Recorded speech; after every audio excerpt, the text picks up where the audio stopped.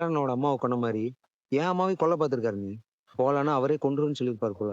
இப்படி மாமியார் சமைச்சு கொடுத்தோ சாப்பிடுற பாக்கியம் எல்லாம் நிறைய பேருக்கு கிடைக்காதும்மா. உனக்கு கிடைச்சிருக்குது. சாப்பிடு. என்ன ஒண்ணும் இல்லையே.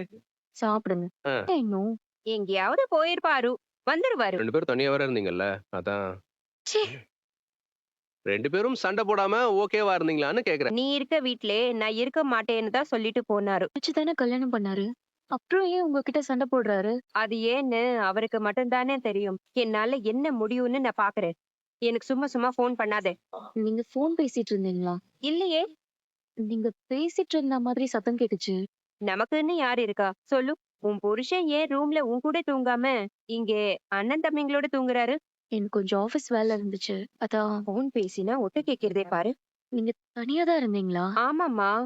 தனியா தான் உங்க கூட ஒருத்தர் இருந்தாரே, அவரு யாரு? யார சொல்ற?